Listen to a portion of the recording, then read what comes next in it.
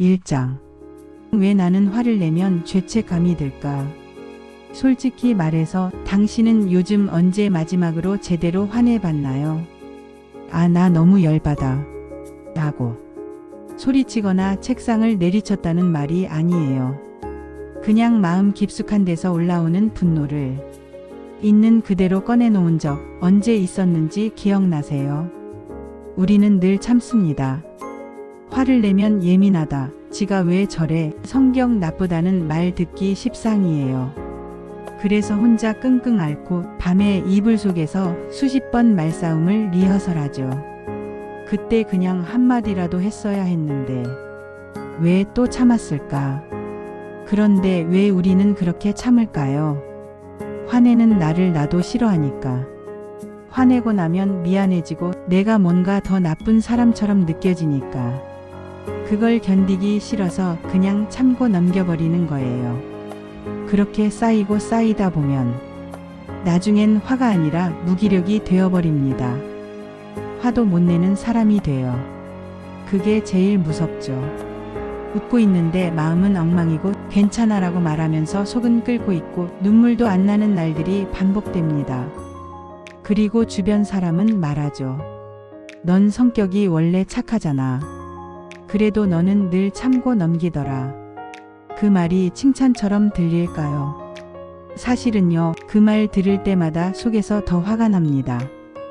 나조차 놓쳐버린 내 감정을 남들이 편한 대로 포장해주는 기분.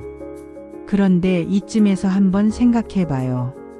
왜 화를 내는 게 나쁜 걸까요? 화를 내는 게 나쁘다는 건 우리가 오랫동안 교육받은 말이에요. 참아야 어른이지.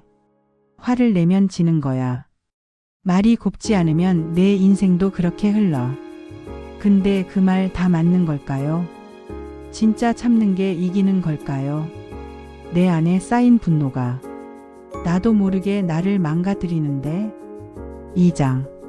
감정을 삼킨다는 건 결국 나를 잃는 일이다. 자, 그럼 이제 좀 더 솔직해져 볼까요? 사실 우리는 화를 내지 않는 사람이 아니라 화를 표현하지 못하게 배운 사람입니다. 어릴 적부터요. 화를 내면 혼났고 기분이 상한다고 말하면 예민한 애라는 반응을 들었죠.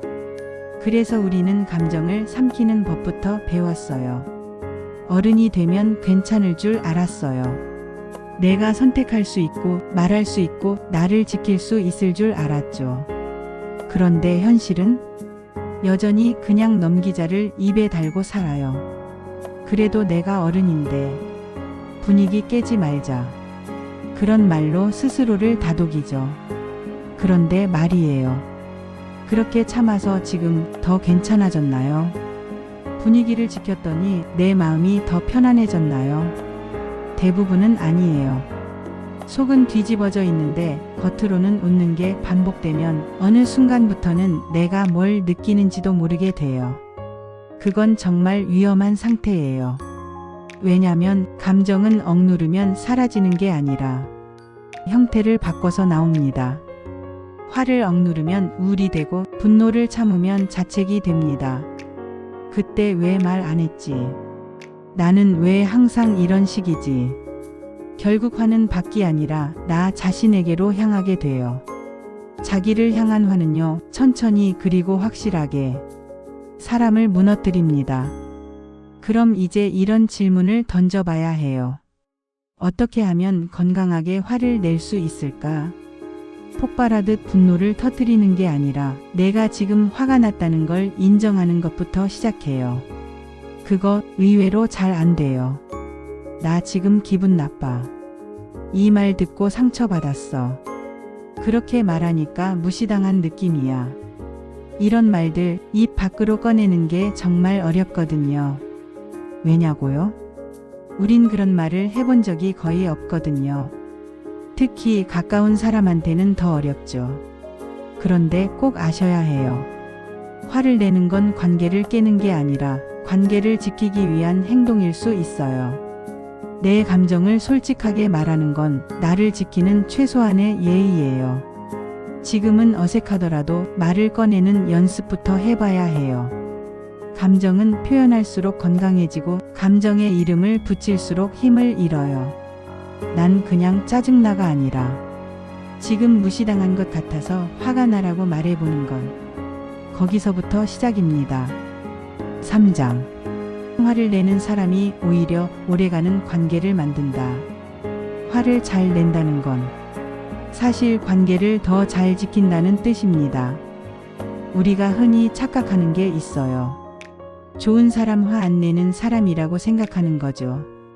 근데 진짜 좋은 사람은 필요할 땐 단호하게 말할 줄 아는 사람입니다. 문제는 우리가 화를 표현하는 방법을 제대로 배운 적이 없다는 거예요. 대부분은 참고 참다가 결국 폭발하거나 아예 아무 감정도 없는 사람처럼 굳어버립니다. 근데 진짜 건강한 관계는 그 중간 어딘가에 있어요. 분명하게 말할 줄 알되 상대방을 무너뜨리지는 않는 방식. 그게 우리가 배워야 할 화의 기술이에요. 예를 들어 이런 거예요. 방금 말투에 좀 상처받았어. 그렇게 들려서 그래. 지금 기분이 많이 안 좋아. 잠깐만 나 혼자 있고 싶어. 그 얘기 계속 들으니까 좀 무시당하는 느낌이 들어. 이건 감정을 눌러 담은 것도 막 소리친 것도 아니죠. 그냥 나의 감정을 있는 그대로 전달하는 연습이에요. 이렇게 말할 줄 아는 사람은 관계에서도 중심을 잡을 수 있어요. 왜냐면 감정을 억누르지 않으니까 상대에게 쌓이지 않고 자기 자신에게도 덜 상처받거든요. 그리고 이런 사람들이 주변에 있으면 의외로 사람들이 편안해합니다. 처음엔 좀 무섭다, 세다는 얘기를 듣더라도 결국은 신뢰받는 사람이 됩니다. 왜냐고요? 이런 사람은 감정을 뒤에서 쌓아두지 않기 때문이에요. 앞에서는 웃고 뒤에서는 삭히는 사람이 아니니까요. 관계에서 진짜 무서운 건 표현하는 화가 아니라 쌓인 감정이에요. 쌓이고 쌓이고 또 쌓이다 보면 어느 순간에는 상대 얼굴만 봐도 짜증이 올라와요. 사소한 말에도 예민해지고 눈빛 하나에도 상처받고요. 그건 화를 낸 적이 없어서가 아니에요. 제대로 말하지 않았기 때문에 생긴 결과예요. 그러니까 이제는 화를 표현하는 걸 부끄러워하지 않았으면 좋겠어요. 우리는 사람입니다. 화가 날 수도 있고 상처받을 수도 있고 서운할 수도 있어요. 그걸 솔직하게 말하는 사람, 그 사람이 진짜 강한 사람이에요. 그리고 그런 사람이 결국 오래가는 관계를 만들어냅니다. 좋은 관계는 좋은 감정만 주고받아서 만들어지는 게 아니에요. 불편한 감정도 화나는 순간도 서로 나눌 수 있을 때 만들어져요. 그게 가능한 사람만이 끝까지 곁에 남습니다. 4장. 화를 낸 뒤 내 인생에 생긴 조용한 변화들. 화를 내기 시작하면서 내 인생도 조금씩 달라지기 시작했어요. 예전에는 내가 언제 화났는지도 몰랐어요. 그냥 기분이 나쁜데 왜 그런지 설명을 못했고 속이 부글부글 끓으면서도 괜찮아만 반복했죠. 근데 지금은 달라졌어요. 내가 지금 왜 불편한지, 무슨 말이 날 찔렀는지, 무슨 행동이 날 작게 만들었는지를 조금씩 구체적으로 알게 되었어요. 그게 바로 자기 인식이라는 거더군요. 감정을 억누르는 사람은 결국 자기 마음도 못 들여다봐요. 근데 감정을 하나씩 인정하고 그걸 표현하기 시작하면 이상하게도 내가 나랑 더 가까워져요. 그리고 무엇보다 사람들이 달라져요. 전에는 나를 만만하게 봤던 사람들이 이제는 함부로 말하지 않아요. 예전에는 그 정도는 그냥 참아야지라는 말에 고개를 끄덕였는데 지금은 그 말이 얼마나 폭력적인지도 느껴져요. 그리고 그렇게 말하는 사람들과는 거리를 두게 됩니다. 처음엔 나 스스로가 차가워진 것 같기도 했어요. 근데 곧 깨달았어요. 나는 차가워진 게 아니라 이제 나를 보호할 수 있는 사람이 된 거예요. 그전엔 나를 보호해줄 사람을 기다렸다면 지금은 내가 내 편이 되는 기분이에요. 그리고 신기하게도 내가 나를 지키기 시작하니까 진짜 편한 관계도 생기기 시작했어요. 표현하는 걸 두려워하지 않게 되니까. 내 감정을 공유할 수 있는 사람이 늘었고 서로 존중하며 대화할 수 있는 관계가 생겼어요. 그전엔 사람에게 맞추느라 늘 피곤했는데 지금은 그냥 편해요. 이해받고 싶은 욕구보다 나를 숨기지 않아도 되는 자유가 더 커졌어요. 가장 크게 변한 건 이상하게 자책을 덜 하게 됐다는 거예요. 화를 내고 나서도 예전처럼 내가 왜 그랬지라는 자책보다 그래, 그 상황에서 그 감정은 당연했지라고 스스로를 다독이게 됐어요. 누군가 내 말에 상처를 받았다면 그건 그 사람 몫이에요. 나는 내 방식대로 최대한 존중하며 말했고 그 마음을 전달하려고 애썼으니까요. 이런 감정의 선긋기 처음엔 낯설지만 정말 중요합니다. 나도 너도 완벽하지 않다는 걸 인정하면서 불편한 감정을 같이 다루는 것. 그게 진짜 성숙한 대화고 성숙한 관계라는 걸 이제는 압니다. 5장. 화를 낼 줄 아는 사람은 자기 삶의 주인이다. 화를 낸다는 건 결국 나를 지키는 최소한의 용기입니다. 그동안 우리는 너무 오래 좋은 사람이 되기 위해 애썼어요. 상처받고도 웃고 억울해도 넘기고 화가 나도 삼키고 그러다 보니 진짜 나는 점점 멀어지고 있었죠. 그런데 이제는 압니다. 좋은 사람이라는 건 항상 참는 사람이 아니라 자신을 존중하는 사람이라는 걸요.